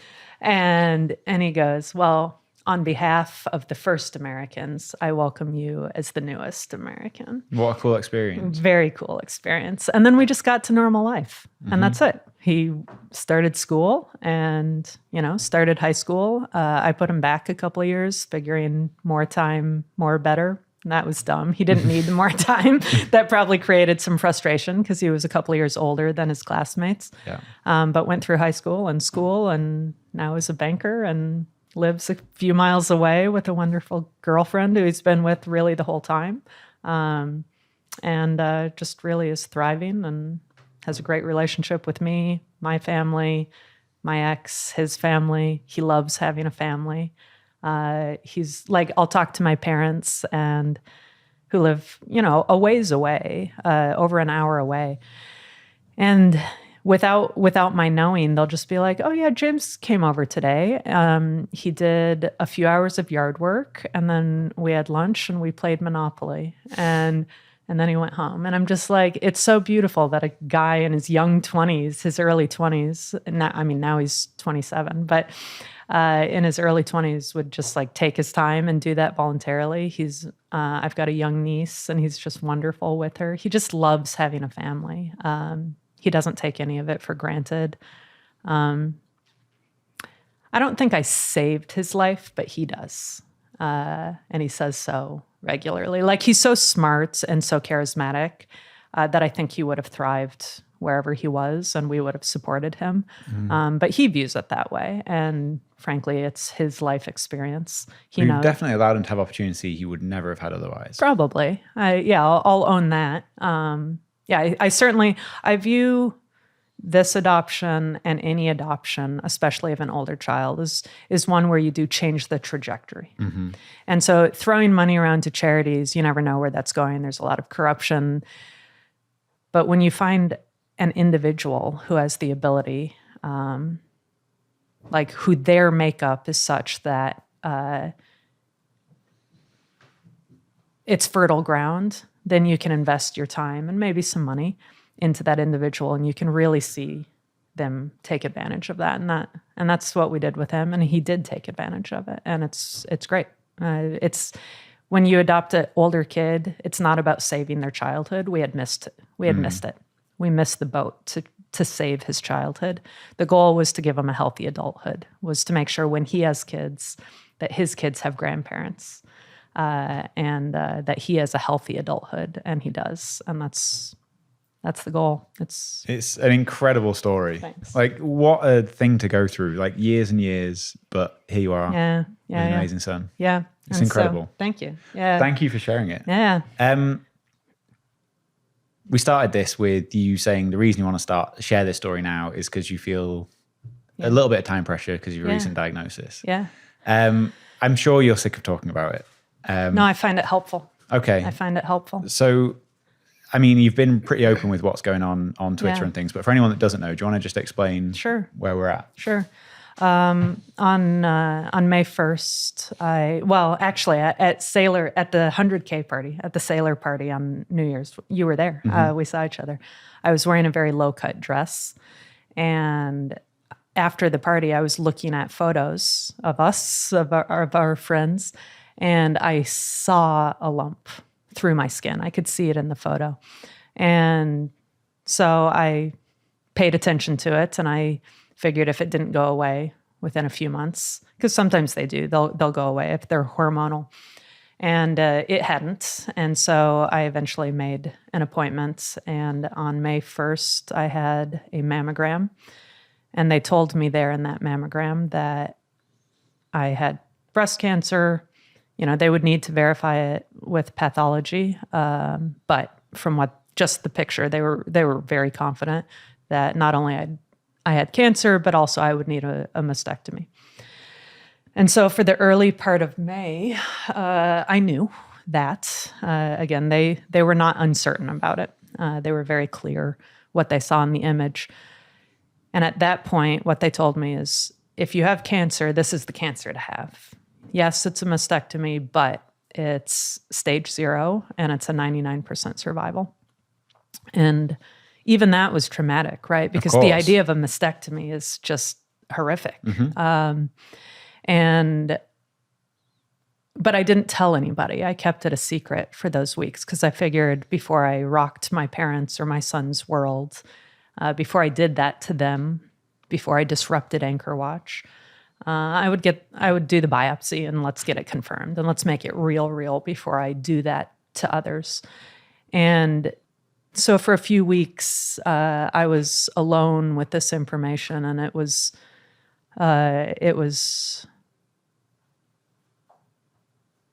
very damaging to me. Holding that in. Yeah, and I've explained that I think to do the job of AnchorWatch, of being a co-founder of AnchorWatch, and to build a company from nothing into what we expect to be a very successful company, and we're well on our way, and a company that's going to be around and contribute to our industry, it's very demanding, and I have to be very hard.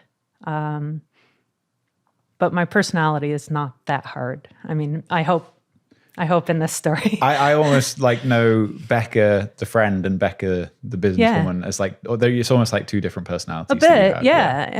And that's not on purpose. I think that's natural. But when I'm working. And so I'm very hard. I'm very demanding.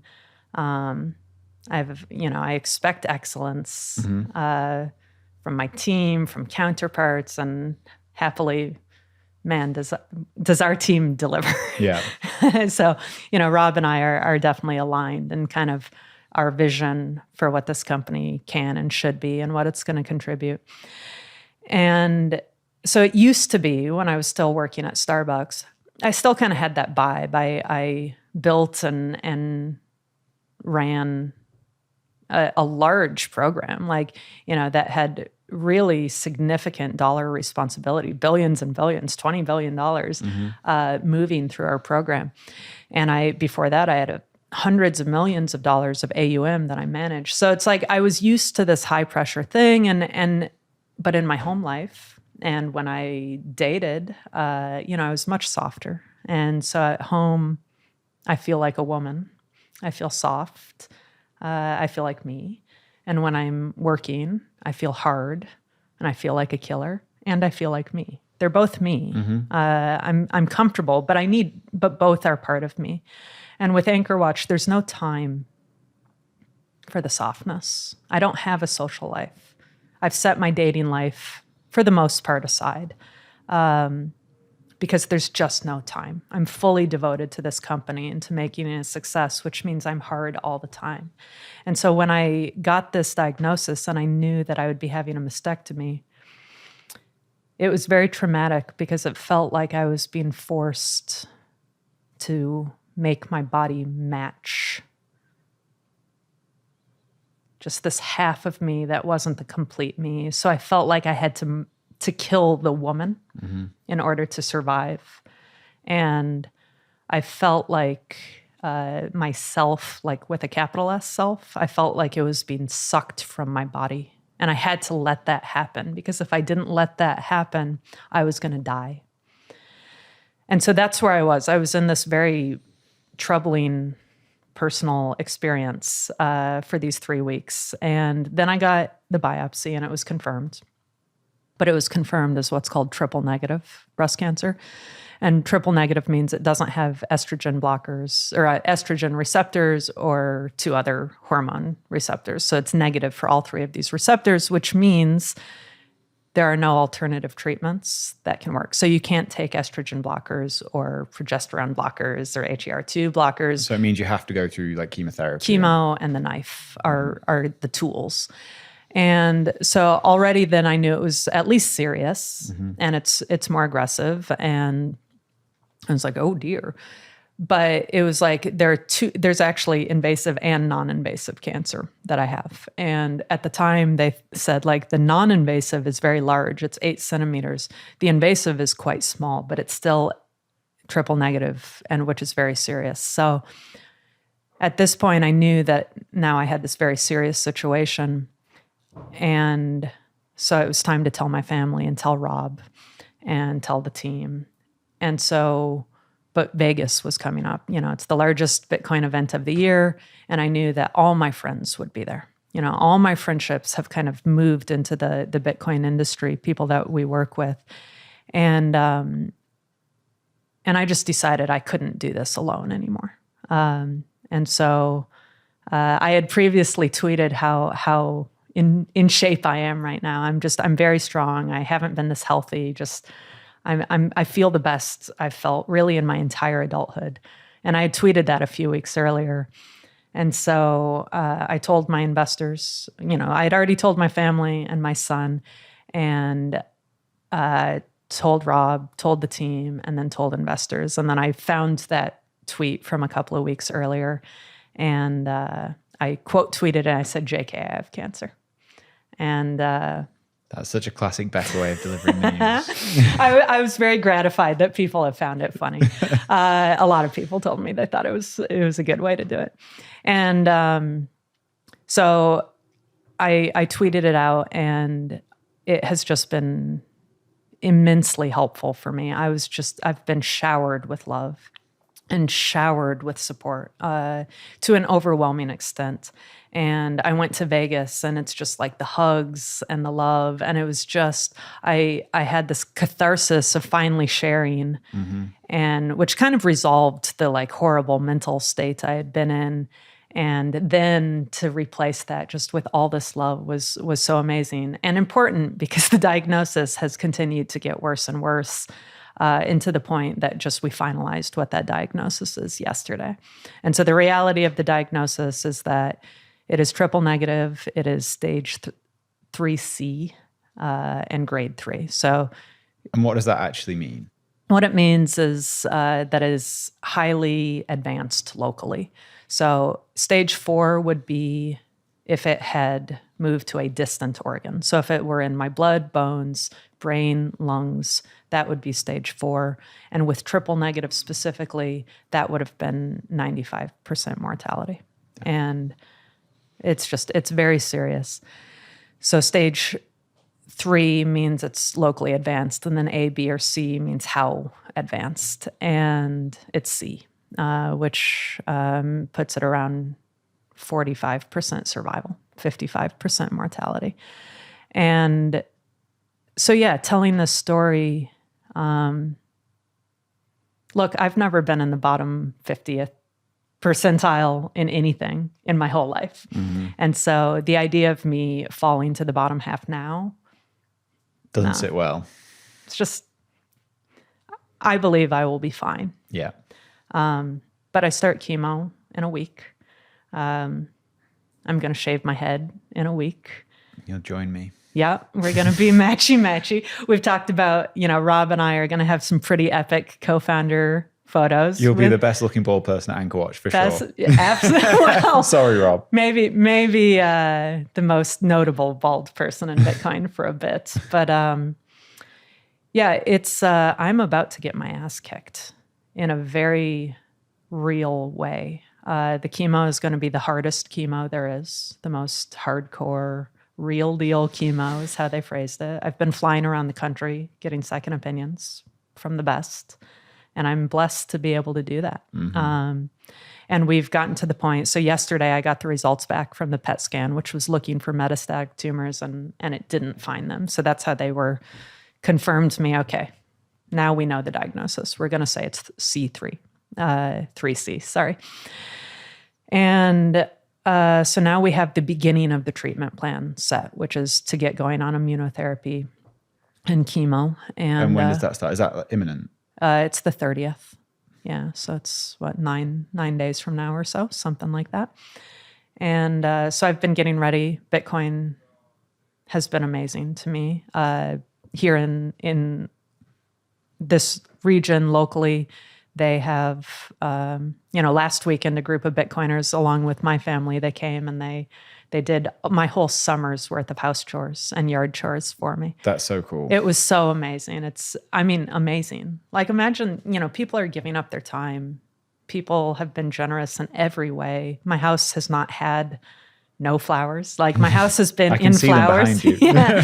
I've had, just flowers. I tweeted about how, I'm preparing for war, which is how I feel. Mm-hmm. And my oncologist yesterday, I was talking about shaving my head, and she's like, yeah, with your personality, go full G.I. Jane and let's go kick some ass. And I like that. I like that image, right? And so I had tweeted that just day before yesterday, and last night I got a package from Amazon from Crypto Graffiti, and he sent me some war paint.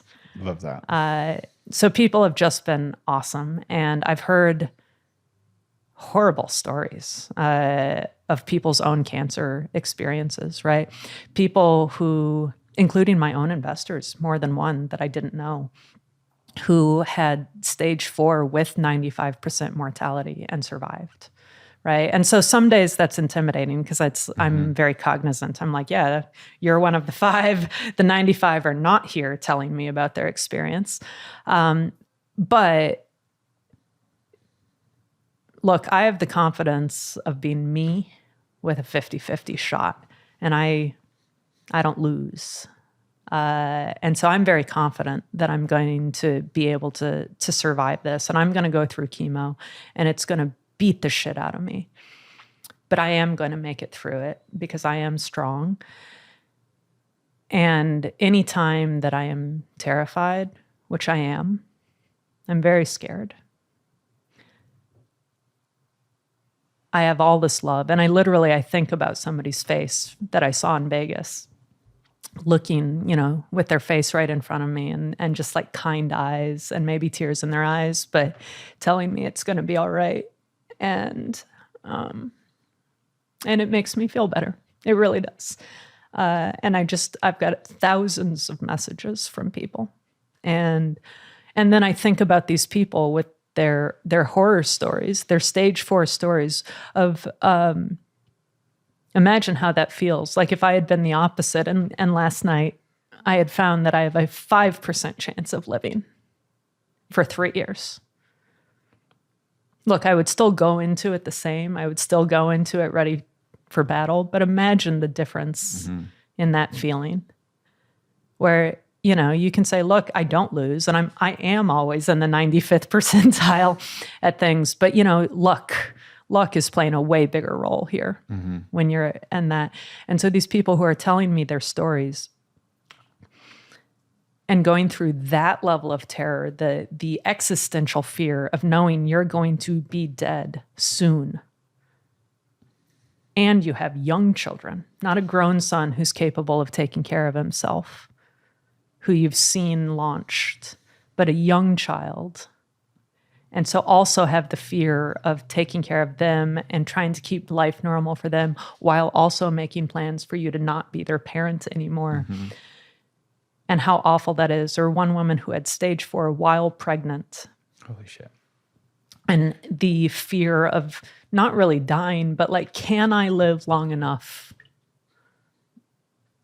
to give birth to this child? That's my goal. I don't care about myself. Like, I need to stay alive long enough that this child makes it, right? And so people have gone through just horrific emotional experiences and without the benefit that I have of these thousands of people telling me it's okay and that they're here for me.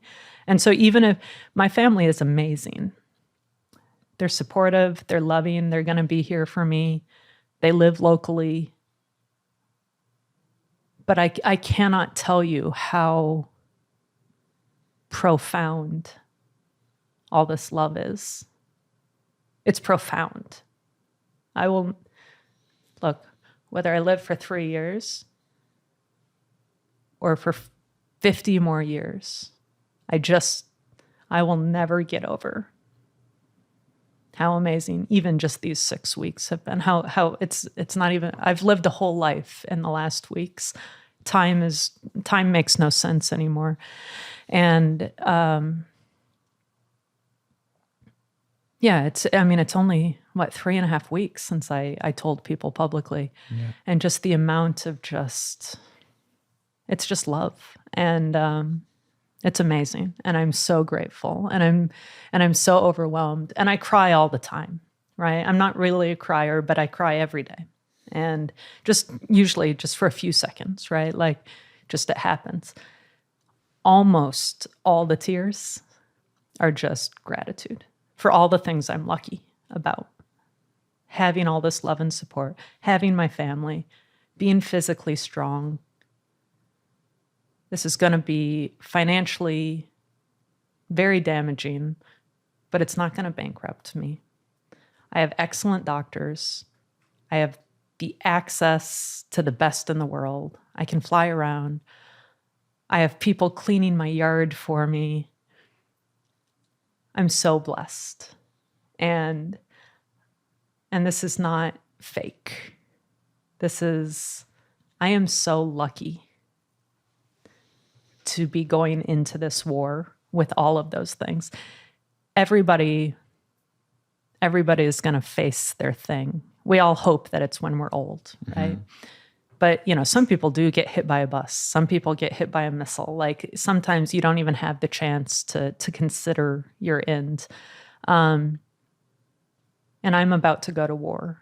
But when I think about all of these things, I have nothing working against me. The fact that I have to go to war is just the hand I've been dealt. But I have everything working in my favor, including all this love from this community.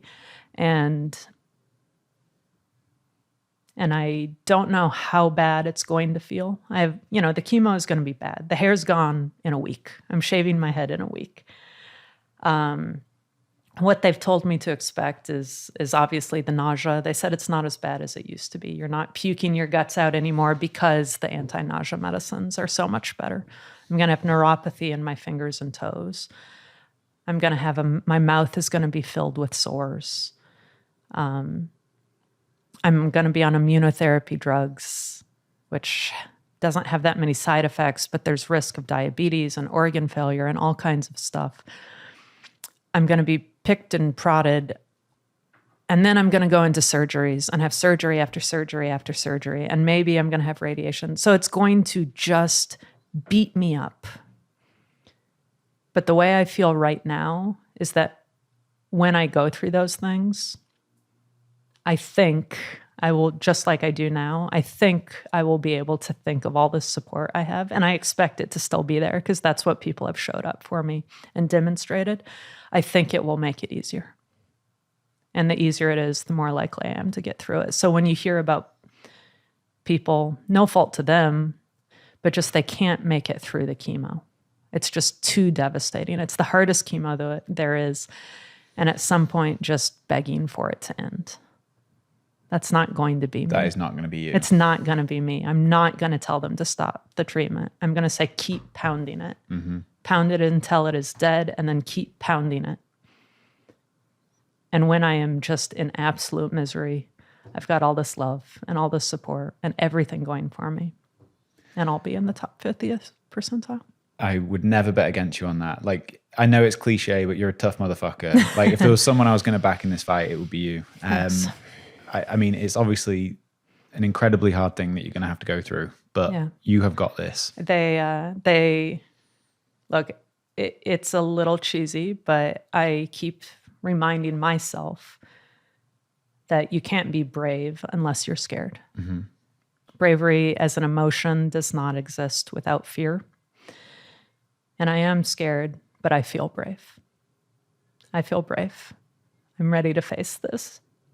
And I'm ready to win. And you're going to win. You're going to keep winning. Thank you for recording this with me. No, thank you for doing it. Like, it's amazing that you've just been so open with everything. I'm looking forward to doing this podcast in however long, when you've kicked cancer's ass, and we can talk about that story. Okay. But I appreciate you so much. Likewise. I know you've got this. Everyone knows you got this. You got the support of everyone. We love you, Becca. Thank you. Thank you.